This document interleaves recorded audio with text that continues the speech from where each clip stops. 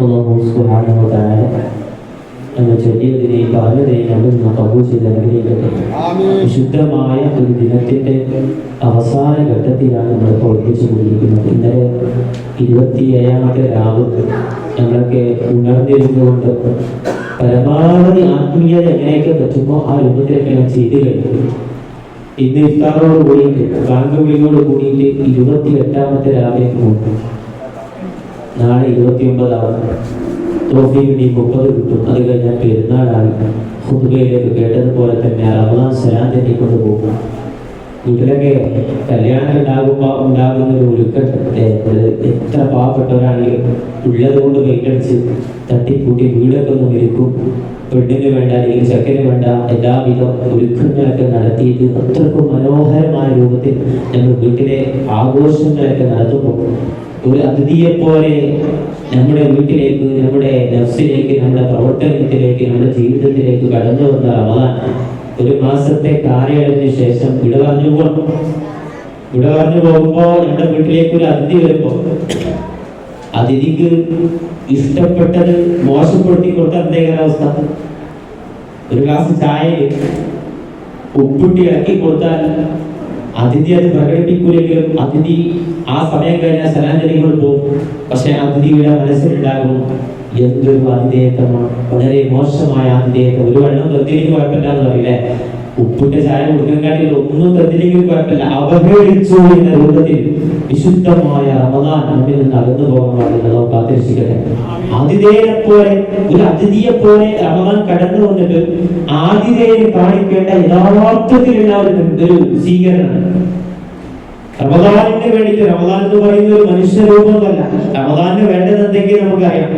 രാവിലെ അത്താഴത്തിന് എണീക്കുന്നു, പട്ടിണി കിടക്കുന്നു, ഇഫ്താറോടുകൂടി പട്ടിണി കഴിഞ്ഞിട്ട് രാവിലത്തതും ഉച്ചക്കത്തതും വൈകുന്നേരത്തും ഒന്നും കൂടി കൂടിയിട്ട് മൊത്തത്തിൽ കഴിച്ചിട്ട് വയറ് ഫുള്ളായിട്ട് അതൊരു റൊട്ടേഷൻ പോലെ പിറ്റേന്ന് പുലരിയും പട്ടിണി കിടക്കുന്നു. പട്ടിണി കിടക്കാനാണെങ്കിൽ ഒന്ന് ആലോചിച്ചു, റമദാൻ അല്ലാത്ത കാലയളവിലും നമ്മൾ പട്ടിണി കിടക്കുന്നുണ്ട്. നമ്മുടെ കയ്യിലുള്ള ഭക്ഷണമൊക്കെ കഴിഞ്ഞമാര് ചൊവ്വാലും പട്ടിണി കിടക്കേണ്ടി, റജബിലും മുഹറത്തിലൊക്കെ പട്ടിണി കിടക്കേണ്ടി. വിശുദ്ധമായ റമദാൻ എന്ന് പറയുന്നത് പട്ടിണിയുടെ കാലഘട്ടമല്ല. റമദാന് വേണ്ടത് പട്ടിണി മാത്രമല്ല, അങ്ങനെ പറയാം, പട്ടിണി മാത്രമല്ല, മറിച്ച് റമദാനിൽ ചില ത്യാഗങ്ങളൊക്കെ സഹിക്കേണ്ടി വരും. ബാക്കിയുള്ള മാസങ്ങളെ പോലെയല്ല. റമദാനിൽ പട്ടിണി കിടക്കുന്നത് ആത്മീയമായിട്ടുള്ള ഒരു ക്ഷീണം പറ്റാൻ വേണ്ടിയിട്ടാണ്. എന്തിനാണ് ആത്മീയമായ ക്ഷീണം എന്ന് പറഞ്ഞാൽ? നമ്മൾക്കൊരു ആളെ ആക്രമിക്കുമ്പോൾ നമുക്ക് എനർജി വേണമല്ലേ? ക്ഷീണിച്ചിരിക്കുമ്പോൾ ശ്രദ്ധിച്ച് പറ്റ തളവാനായി നിൽക്കുമ്പോൾ നമ്മളോട് പറയാം, ആ കാണുന്ന ബെഞ്ച് ഡെസ്ക് ഒറ്റടിക്ക് ഒരാളായിട്ട് ഇനി സ്വന്തം പോയിട്ട് കൊണ്ടുവരാൻ പറഞ്ഞാൽ നമ്മൾ പറയും ഇപ്പൊ വയ്യാന്ന് പറയും. എന്നാൽ അയാൾ നല്ല ഭക്ഷണമൊക്കെ കഴിച്ചിട്ട് ആരോഗ്യവാനായിരിക്കുന്ന സമയത്താണെങ്കിൽ അയാൾ വേണമെങ്കിൽ ഒറ്റ പോക്കിൽ 2 ബെഞ്ച് ഡെസ്ക് ചിലപ്പോൾ കൊണ്ടുവരും. അത്രക്കും ആരോഗ്യം നമുക്ക് ഉണ്ടാകും ഭക്ഷണം കഴിച്ചാൽ. വിശുദ്ധമായ റമദാനിന്റെ മാനദണ്ഡം എന്ന് പറയുന്നത് ഭക്ഷണം കഴിക്കാതെ നമുക്ക് തെറ്റിലേക്ക് പോകാനുള്ള ആരോഗ്യം ഉണ്ടല്ലോ, അത് കുറക്കണം. തെറ്റെന്ന് പറയുമ്പോൾ ഭക്ഷണം കഴിക്കാതിരിക്കുമ്പോൾ നമുക്ക് വായക്ക് ക്ഷീണം കാണും, കൽവിൽ തെറ്റിലേക്ക് ഞാൻ ആകർഷിക്കുമ്പോൾ ക്ഷീണം കാണും, കണ്ണിന് ക്ഷീണം കാണും, ഹറാമിലേക്ക് നോക്കുമ്പോൾ ഒരു ക്ഷീണം കാണും, കൈകൾക്ക് ക്ഷീണം കാണും. ഹറാമായ സക്കാത്ത് പോലുള്ള ധർമ്മമായ സക്കാത്ത് വാങ്ങാൻ പാടില്ല, അർഹതപ്പെടാത്ത പണക്കാർ സക്കാത്ത് വാങ്ങാൻ പാടില്ല, സക്കാത്ത് കൊടുക്കണം. ഇങ്ങനെ ആവശ്യമുള്ളിടത്ത് ക്ഷീണം വേണം. ആ ക്ഷീണത്തിന്റെ ഭാഗമായിട്ടാണ് പദ്യം വ്രതം അല്ലാഹു സുബ്ഹാനഹു വ തആല ഒരുക്കി വെച്ചിട്ടുള്ളത്. ഈ വിശുദ്ധമായ റമദാൻ കഴിഞ്ഞു പോകുമ്പോൾ നെഞ്ചത്തൊന്ന് കൈവച്ചുകൊണ്ട് ചോദിക്കണം, വെറും പട്ടിണി ആയിരുന്നു നമ്മൾ? റമദാന് വേണ്ടത് എന്തൊക്കെയായിരുന്നു? റമദാൻ നമുക്ക് പ്രൊവൈഡ് ചെയ്തിട്ടുണ്ട്. നമ്മൾ സാധാരണ വീട്ടിലേക്ക് വിരുന്ന് പോകുമ്പോൾ വെറും കൈയോടെ പോകില്ല, കുറച്ച് ആപ്പിളോ മുന്തിരിയോ പഴയൊക്കെ വാങ്ങിയിട്ട് പോകും. അതിന് പണിക്ക് വരുമ്പോൾ പൈസ ആയിട്ട് പറയില്ല, നമ്മൾ സന്തോഷത്തോടു കൂടി കൊടുക്കുക. റമദാൻ വരുമ്പോൾ കുറച്ച് റഹ്മത്ത് കൊണ്ടുവന്നിട്ടുണ്ട്, മഗ്ഫിറത്ത് കൊണ്ടുവന്നിട്ടുണ്ട്, ഇദ്ദത്ത് കൊണ്ടുവന്നിട്ടുണ്ട്, സലാമത്ത് കൊണ്ടുവന്നിട്ടുണ്ട്, ഖൈർ കൊണ്ടുവന്നിട്ടുണ്ട്. നമുക്ക് തരും ഇത് വേണ്ടത് തിരിച്ച് കൊണ്ടേക്കോന്ന് പറഞ്ഞിട്ട് ആ വിരുന്നുകാരനെ അവഹേളിക്കുന്ന രൂപത്തിലാവാൻ പാടില്ല. 10 ദിവസം നല്ല രൂപത്തിൽ ഇബാദത്ത്. ആദ്യത്തെ 10 നമുക്കറിയാം റഹ്മത്തിന്റെ 10ആണ്, ആവർത്തിച്ച് പറയേണ്ട ആവശ്യമില്ല, നിശ്ചയത്തിന്റെ ഭാഗമായിട്ട് പറയും. റഹ്മത്തിന്റെ 10 വന്നു, റഹ്മത്തിൽ നമുക്ക് തരാമെന്ന് പറഞ്ഞുകൊണ്ട് റഹ്മത്തിനെ കവലാക്കിക്കൊണ്ട് റമദാൻ വന്നപ്പോ റഹ്മത്ത് മാണ്ടവരെ നമുക്ക് റഹ്മത്ത് പോയി. ഞാൻ മാഫറത്തെങ്കിലും വാങ്ങും വിചാരിച്ചു. മാഫറത്തി നമുക്കാർക്കും വേണ്ട. നമുക്ക് എന്താ വേണ്ടിയത്? ഇഫ്താറിന് എവിടെ ഏറ്റവും നല്ല ഇഫ്താറിന്റെ സെന്റർ നമുക്ക് വണ്ടി പോകും. അതിനപ്പുറത്തേക്ക് നമ്മുടെ കൽബിൽ ആ റമദാനിനോട് ഒരു ബഹുമാനമില്ല. തറാവി നിസ്കരിക്കുന്നു, എന്നാൽ ഇശാന്റെ സുന്നത്ത് നിസ്കരിക്കുന്നില്ല.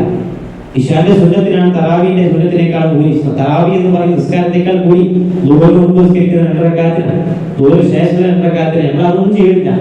ഒരു കാട്ടിക്കൂട്ടൽ രൂപത്തിൽ നമ്മൾ ചെയ്യാം. എന്ത് തറാവിന്റെ മാസമാണല്ലോ അല്ലെ, ശുക്രു തറാവി എന്നല്ലേ. അന്ന് പിന്നെ തറാവി നിസ്കരിക്കാം. തറാവി നിസ്കരിച്ചാലേ എന്താവുള്ളൂ? റമദാനായിട്ട് ഒരു ഫീലിംഗ് ഉണ്ടാവുള്ളൂ. ആ ഒരു ഫീലിംഗിന് വേണ്ടിയിട്ട് മാത്രം നമ്മുടെ ഇബാദത്ത് മാറണം. അതായത് ആവശ്യമുള്ളിടത്ത് നമ്മളിങ്ങനെ ആ കളിയൊക്കെ പറഞ്ഞ പോലെ അങ്ങനെ റമദാൻ ഒരിക്കലും അങ്ങനെ ഫീൽ ചെയ്യാൻ പലതോ കാത്തിരിക്കട്ടെ. അങ്ങനെ ഒരിക്കലും ഇവിടെ റമദാനെ ഒരിക്കലും മനസ്സിൽ അങ്ങനെ ഒരു തോന്നൽ ഉണ്ടാവാൻ പാടില്ല. എന്ന് വെച്ചാൽ റഹ്മത്ത് കിട്ടിയില്ലെങ്കിൽ പോട്ടെ, മാഫറത്ത് കിട്ടിയില്ലെങ്കിൽ പോട്ടെ എന്ന് വിചാരിക്കുന്ന ആൾക്കാരുണ്ട്. എന്നാൽ ഒന്നും കിട്ടിയില്ല, ഇല്ലെങ്കിലും നന്നാവാന്ന് പറയും, ഇല്ലെങ്കിൽ നന്നാവാന്ന് പറയില്ല. ആ ഒരു മെന്റാലിറ്റി ഉണ്ടായാൽ മതി. ഒറ്റ കാര്യം പറഞ്ഞുകൊണ്ട് ഇൻഷാ അല്ലാഹ് നമുക്ക് പ്രാർത്ഥനയിൽ പ്രവേശിക്കാം. ഇഫ്താർ സമയം കിട്ടും. ഇനി നന്നാവാമെന്ന് വിചാരിച്ചാൽ അള്ളാഹു കേൾക്കുമെന്ന് ഒരുത്തരുണ്ട്. റഹ്മത്ത് അവഗണിച്ചു, മാഫറത്ത് നമ്മൾ വേണ്ടാന്ന് വെച്ചു. ഇത്തക്കിന്റെ ഈ 3 ദിവസങ്ങളിൽ, ഈ 3 ദിവസത്തിനുള്ളിൽ നന്നായാൽ റമദാൻ അനുകൂലമാവുമ്പോൾ ബഹുമാനപ്പെട്ട മൂസ അലൈഹിസ്സലാത്തു വസ്സലാം അദ്ദേഹത്തിന്റെ കാലഘട്ടത്തിൽ വെള്ളം കിട്ടില്ല, മഴ പെയ്യുന്നില്ല. എല്ലാവരും പട്ടിണി കിടന്നുകൊണ്ട് ദാഹിച്ച് വരഞ്ഞുകൊണ്ട് ബഹുമാനപ്പെട്ട ഈസാ നബിയുടെ അടുക്കിലേക്ക് പോകുന്നു. ഈസാ നബി കുറെ നേരിട്ട് ഈസാ നബിയുടെ അടുക്കൽ നിന്നുകൊണ്ട് പറഞ്ഞു, ബഹുമാനപ്പെട്ട ഈസാ നബി ദാഹിച്ച് വെച്ച മൃഗങ്ങളൊക്കെ ദാഹിച്ച് വരഞ്ഞുകൊണ്ട് അവരുടെ ശരീരമൊക്കെ മെലിഞ്ഞൊട്ടിയിട്ടുണ്ട്, ഗർഭിണികൾക്ക് അസ്വസ്ഥതയുണ്ട്, ബ്ലഡ് കൊടുക്കാനുള്ള വെള്ളം പോലുമില്ല. ഇങ്ങനെ അസ്വസ്ഥത പറഞ്ഞപ്പോ അല്ലാഹു സുബ്ഹാനഹു വ തആലയുടെ കൽപ്പന പ്രകാരം ബഹുമാനപ്പെട്ട മൂസാ നബി അലൈഹിസ്സലാത്തു വസ്സലാം ജനങ്ങളൊക്കെ ഒരു വലിയ ഒരു മരുഭൂമി പോലത്തെ വലിയ സ്ഥലത്തിലേക്ക് സമ്മേളിപ്പിച്ചു. അവിടെ വെച്ചിട്ട് ബഹുമാനപ്പെട്ട മൂസാ നബി അലൈഹിസ്സലാത്തു വസ്സലാം പറഞ്ഞു, അല്ലാഹുവിനോട് ഇവിടെ നിന്ന് നിങ്ങൾ മഴയെ ചോദിച്ചോളൂ, അല്ലാഹു തരുമെന്ന് പറഞ്ഞു. മൂസാ നബി പറയും, ജനങ്ങൾക്ക് വെള്ളം ആവശ്യമുണ്ട്. എല്ലാവരും കരഞ്ഞുകൊണ്ട് പറഞ്ഞു, അല്ലാഹുവേ ഒരു വെള്ളം അല്ലാഹുവേ തരണേ എന്ന് പറഞ്ഞപ്പോ ബഹുമാനപ്പെട്ട മൂസാ നബിയും കൈ ഉയർത്തിക്കൊണ്ട് പ്രാർത്ഥിച്ചു. ഒരു പ്രവാചകൻ ചോദിച്ചാൽ അള്ളാഹ് കൊടുക്കാതിരിക്കില്ല എന്നൊരു പോളിസി.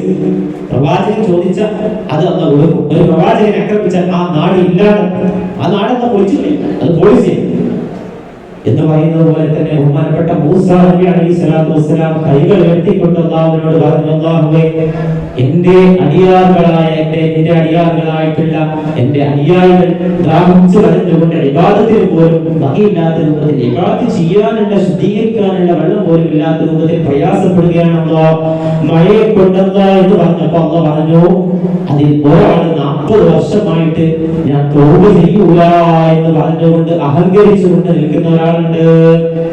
തൗബ ചെയ്യൂല, ഇക്കിന് സൗകര്യമില്ല, ഇക്ക് തൗബ ചെയ്യേണ്ട ആവശ്യമില്ല എന്ന് പറഞ്ഞുകൊണ്ട് തെറ്റിനെ നിസ്സാരവൽക്കരിക്കുന്ന ഒരാളുണ്ട് എന്ന് അല്ലാഹു പറഞ്ഞു. ആ ഒരാൾ തൗബ ചെയ്യാതെ ഒരു ഇറ്റു വെള്ളം തേടാൻ പറ്റൂല റസൂലേ എന്നോ ബഹുമാനപ്പെട്ട മൂസാ നബി അലൈഹിസ്സലാത്തു വസ്സലാമിനോട് അല്ലാഹു പറഞ്ഞു. 40 വർഷമായിട്ട് ഒന്നും ചെയ്തിട്ടില്ല, ഫുള്ള് തെറ്റുകൾ മാത്രം ചെയ്ത മനുഷ്യൻ, പേരിൽ മുസ്ലിം ഉണ്ടാവുന്നു. ബഹുമാനപ്പെട്ട മൂസാ നബി പറഞ്ഞു, ഈ കൂട്ടത്തിൽ ഒരു വലിയ കുറ്റവാളിയുണ്ട്, പാപിയുണ്ട്, അയാൾ ഇവിടുന്ന് എണീറ്റുകൊണ്ട് ഈ സദസ്സിന്റെ പോകണം, ദൂരേക്ക് പോകണം, എന്നാലേ അന്ന് മയക്കൊരു എന്ന് പറഞ്ഞപ്പോ ആ കൂട്ടത്തിലുള്ള പാപിയായ മനുഷ്യൻ ആകെ അന്താളിച്ചു, ഇനിയിപ്പോ ചെയ്യാം. അങ്ങനെ ആലോചിച്ചുകൊണ്ട് ഞാൻ എണീറ്റാൽ ജനങ്ങളൊക്കെ എന്നെ കാണും, ഞാൻ വഷളാവുമല്ലോ എന്ന് വിചാരിച്ചിട്ട് അയാൾ തല താത്തിയിരുന്നു കൊണ്ട് അയാൾ ഒരു മൂട് കടനം ഇട്ടുകൊണ്ട് തലയിൽ ഒരു ഷാൾ ഇട്ടുകൊണ്ട് അയാൾ അല്ലാഹുവിനോട് കരഞ്ഞുകൊണ്ട് ആരും കാണാത്ത രൂപത്തിൽ പറഞ്ഞു വെത്തേ. എന്താ പറഞ്ഞത്? അല്ലാഹുവേ ഞാൻ കുറെ തെറ്റ് ചെയ്തിട്ടുണ്ട്, ഇന്നെ വഷളാക്കില്ല അല്ലാഹു എന്ന് പറഞ്ഞു. അള്ളാഹ് വശമാക്കിയില്ല. അള്ളാഹ് ആ ഒരു മനുഷ്യന്റെ കാര്യം കേട്ടുകൊണ്ട് അള്ളാഹ് പുറത്തു കൊടുത്തു അത്രേ. തോപ കാര്യത്തിൽ ചെയ്തിട്ടില്ല, അള്ളാഹ് വശമാക്കില്ല, അള്ളാഹ് ഞാൻ നന്നായിക്കോളാം എന്ന് പറഞ്ഞു. അതേപോലെ നമ്മൾ ഇവിടെ വിചാരിക്കണം, അള്ളാഹ് എന്നെ ആവർത്തിച്ച റമദാനെ മുമ്പിൽ വശമാക്കില്ല, അള്ളാഹ് പുറത്തു തരണം അള്ളാഹ് എന്ന് പറഞ്ഞാൽ അള്ളാഹ് കേൾക്കുമ്പോൾ തൗഫീഖ് പ്രദാനം ചെയ്യട്ടെ എന്ന് മാത്രം പറഞ്ഞുകൊണ്ട് ഈ റമദാനെ ആതിഥേയരായ നമ്മൾ നല്ല രൂപത്തിൽ പറഞ്ഞേക്കണം. അല്ലെങ്കിൽ റമദാൻ എതിർകൂലമായിട്ട് പ്രതികൂലമായിട്ട് സാക്ഷിക്കുന്നത് പ്രാർത്ഥിക്കട്ടെ മാത്രം പറഞ്ഞുകൊണ്ട് ചെറിയ രൂപത്തിൽ പ്രാർത്ഥിച്ചുകൊണ്ട് നമുക്ക് അവസാനിപ്പിക്കാം.